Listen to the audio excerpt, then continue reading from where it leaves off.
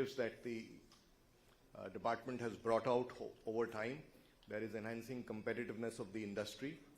And I think all of us are, I would say, members in CII, and personally I am quite excited with the work that is happening in this area and the manner in which it is being progressed in a very structured fashion so that issues are continuously identified and dealt with.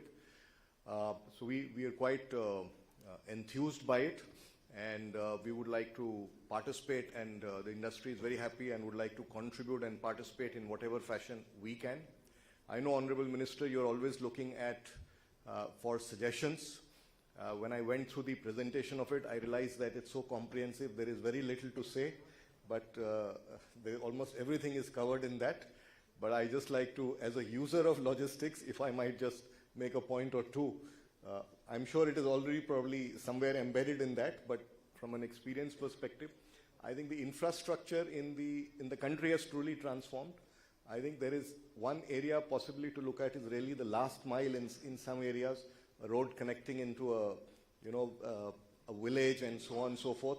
So whether there is any mechanism to highlight this maybe on the Gati Shakti portal or take feedback from industry and on an online basis as we experience it. And the other way we were discussing with my industry colleague Sachin here in the morning, is that whilst entry into the city has become amazing, I think within the city, the logistics, particularly for freight, is an area that can really transform the traffic also within the city itself. It's possibly embedded there as a process, but from a user perspective, I thought I will just highlight this. And once again, so I'd like to congratulate the department for this visionary initiative. I think both the Gati Shakti and this coming together is truly transformative. Thank you.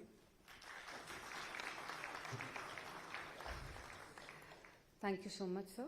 Now I would like to request Shri Piyush Goyal, sir, Honorable Minister of Commerce and Industry, Consumer Affairs, Food and Public Distribution and Textile, to kindly address the gathering.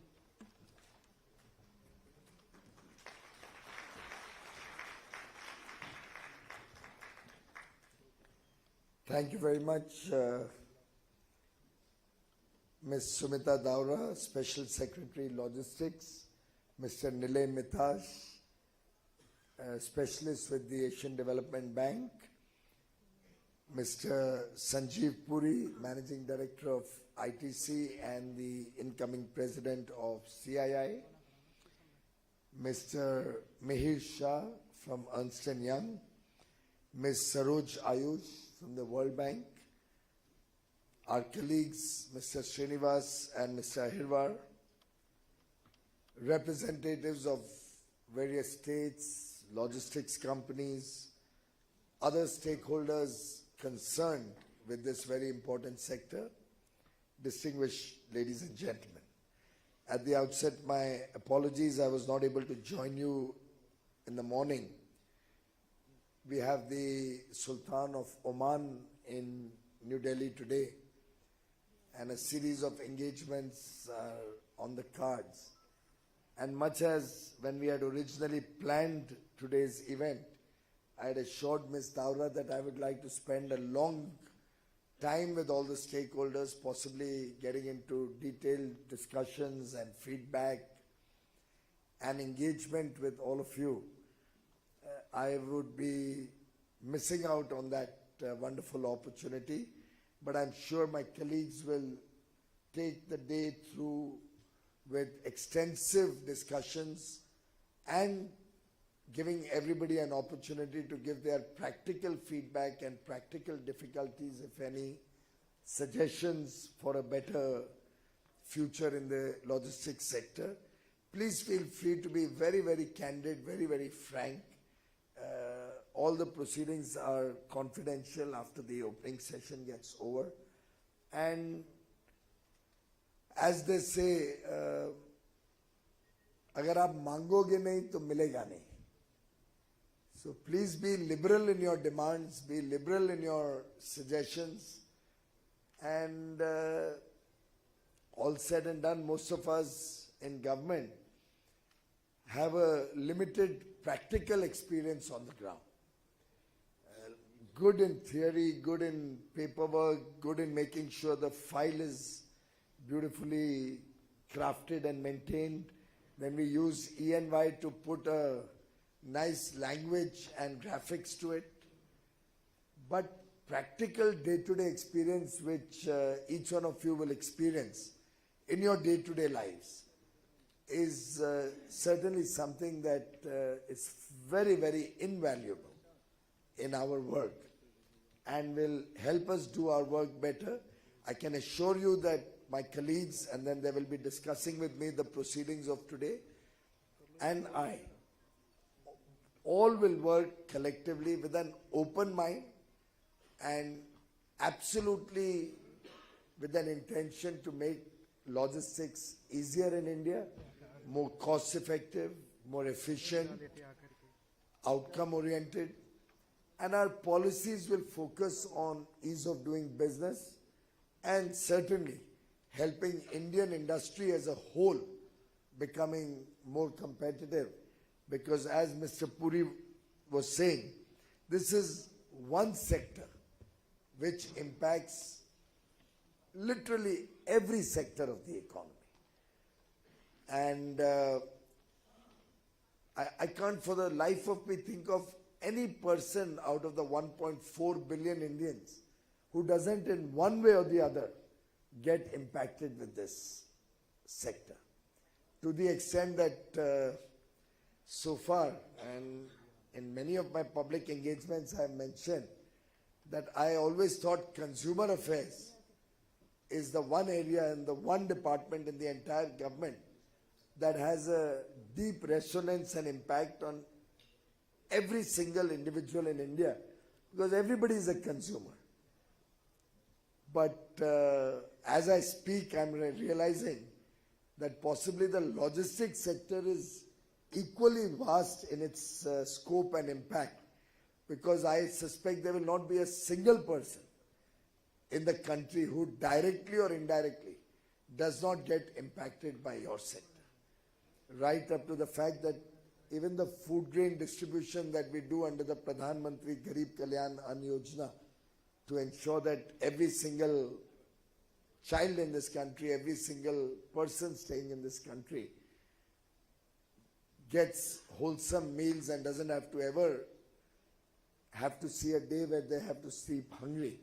I think even that project is deeply impacted with efficient logistics, transportation of the food grains at several levels, from the farm right up to the table at the kitchen of the poorest of the poor. And every initiative, every suggestion that you give will help us in a multi-dimensional manner. Friends, today is Vijay Divas, when we pay tribute to our brave soldiers.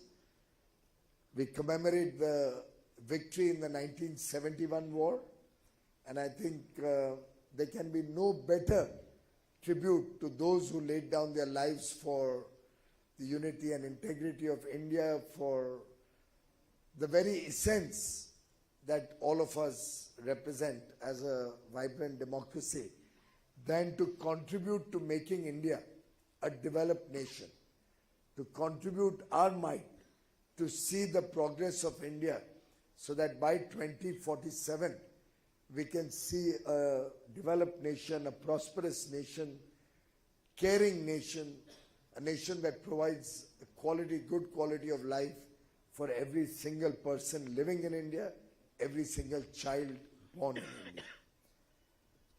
Today's program is very important because this Leeds Report 2023, it's the 5th edition, will significantly give us the pathway to further invigorize this sector, make it more, help it to contribute to a better sector in the days ahead. It has some very insightful information culled out of the various stakeholder engagement, as well as the studies done of different sectors in different states, in different regions.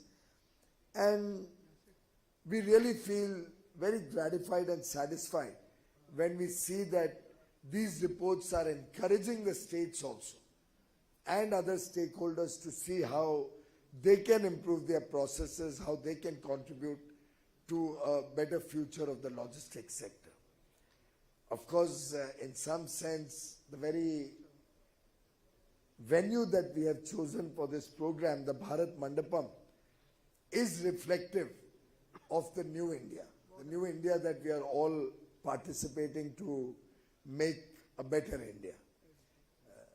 I don't know how many of you are coming here for the first time, but I hope you will get some time, or maybe during the lunch break, we can request ITP officials to join in and take all the esteemed participants for a tour around the Bharat Mandapam. I am very, very sure that each one of you will feel very proud of your nation, very proud of the work Prime Minister Modi is doing to change the mindset of this country. And who could have imagined until 10 years ago that India would sport a conference venue like this? That we could do a G20 with the style with which we have done G20 at over 200 meetings in 60 locations across the country, showcasing India to the world, and very, very efficiently managed logistics of the entire G20 event. Of course, it was probably one of the most effective G20s in terms of outcomes.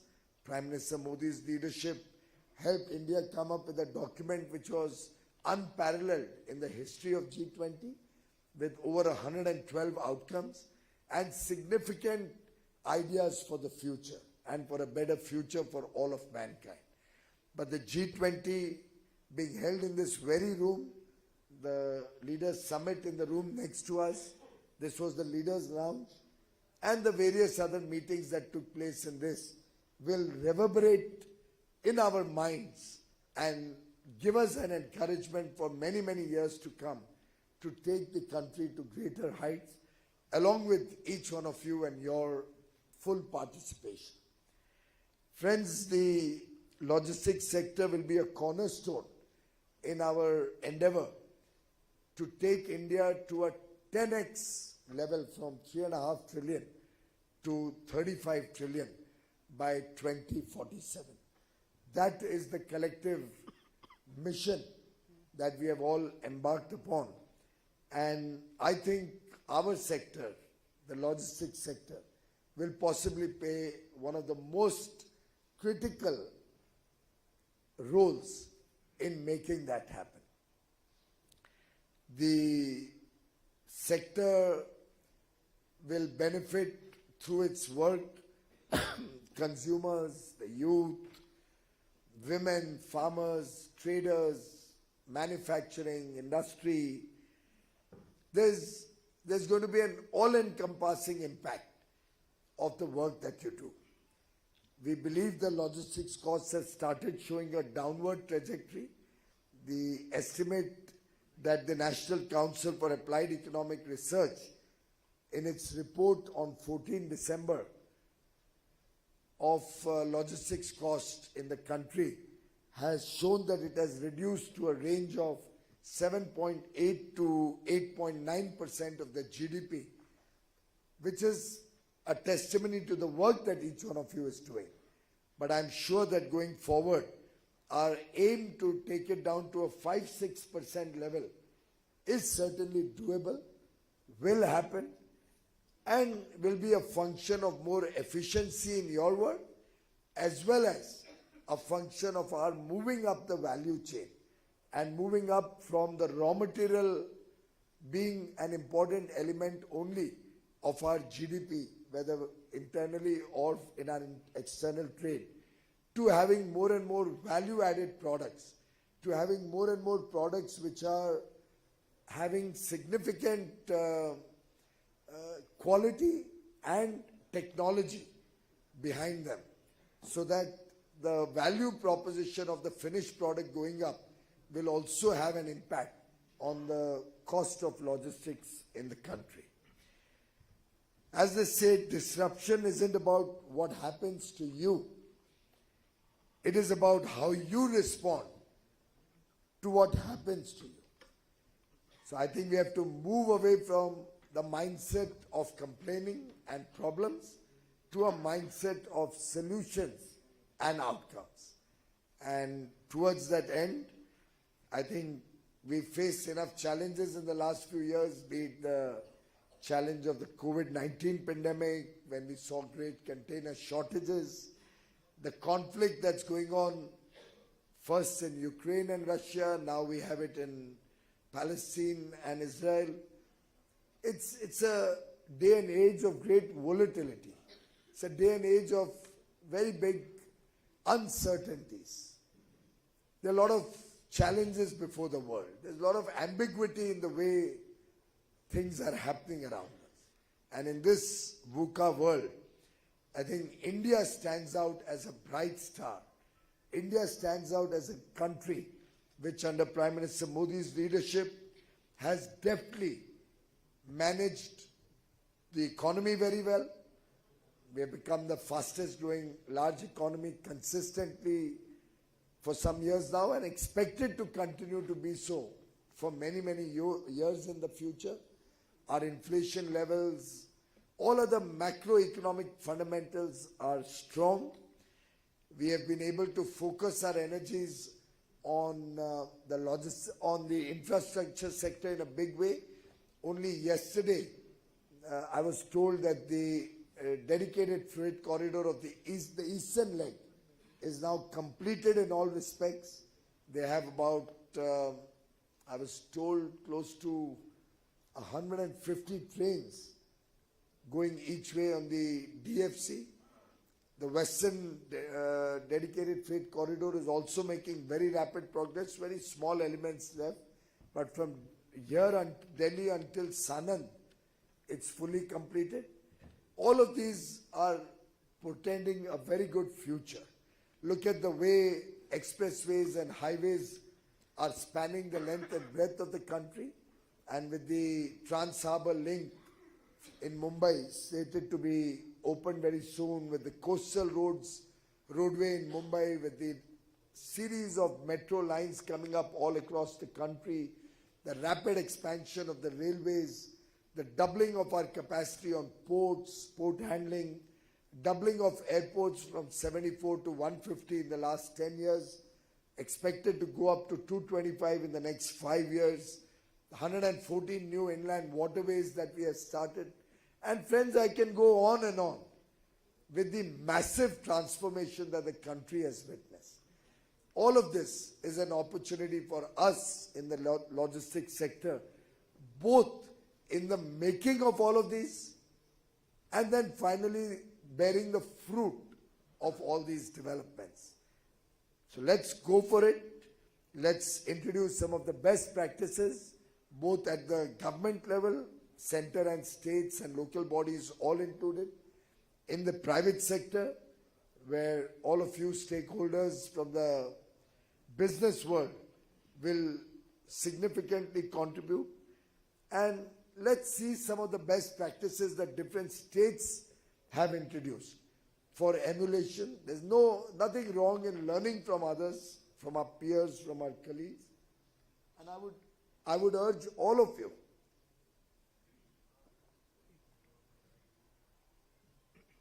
to read this report and the compendium of some of the work that PM Gati Shakti has done, which is available outside, to see how the state's achievements, state's activities can also align with a national objective or a national outcome, national priority.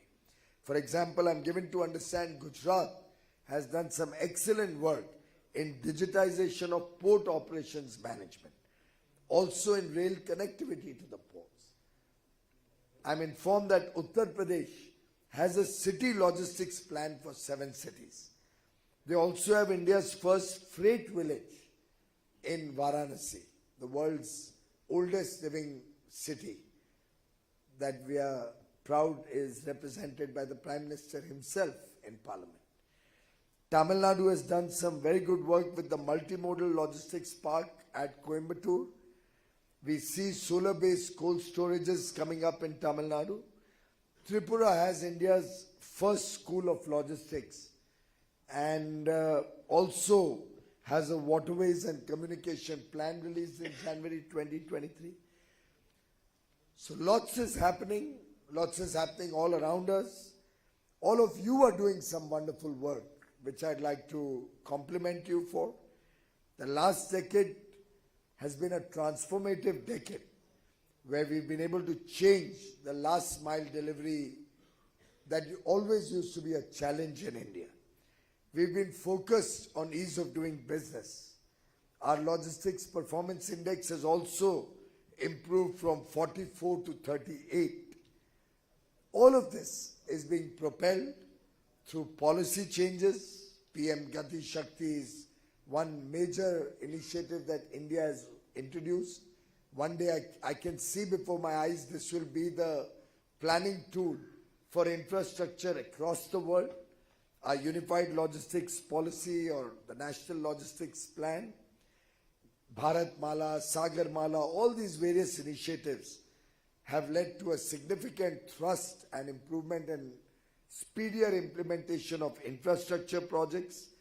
We have a lot of technology playing its role in the various activities that all of you are carrying out.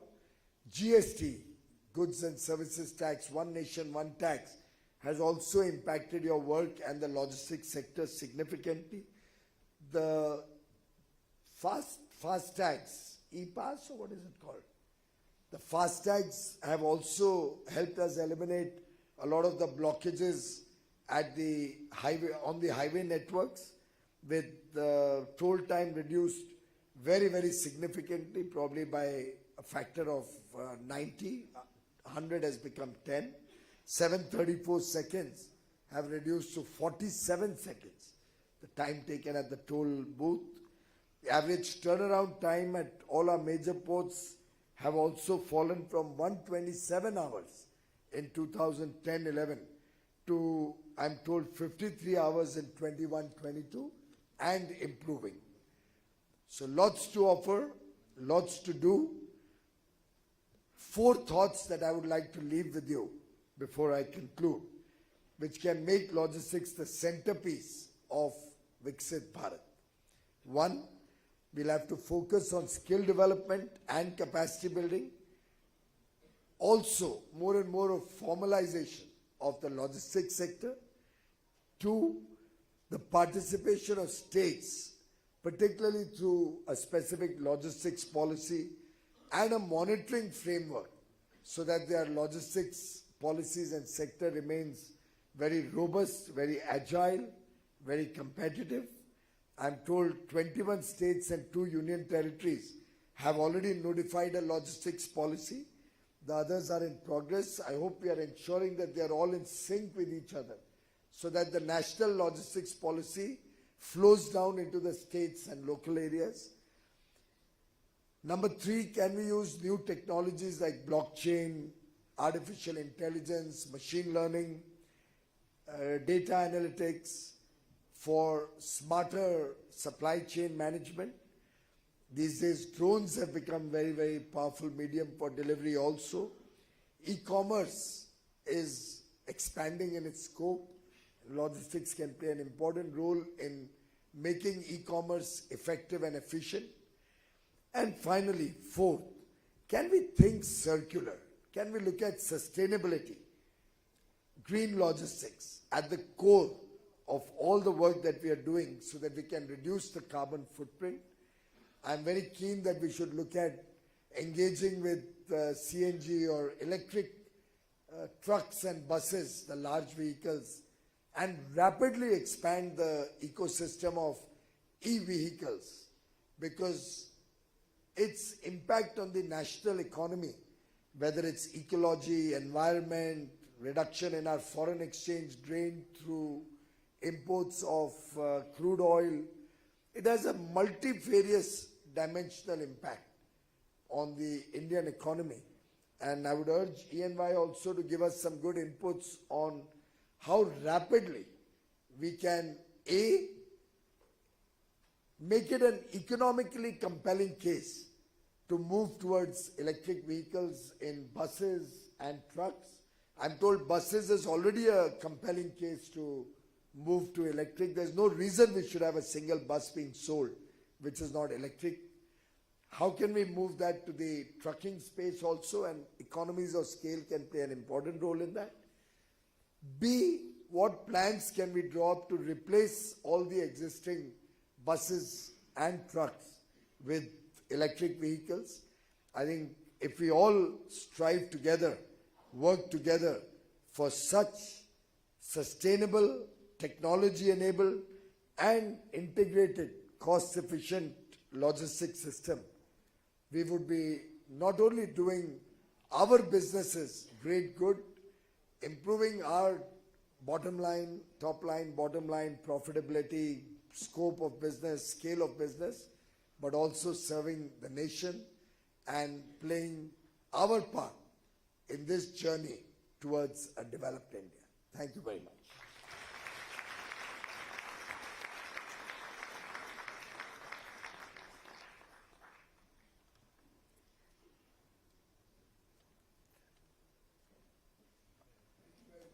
Thank you so much, sir. Thank you so much for addressing us.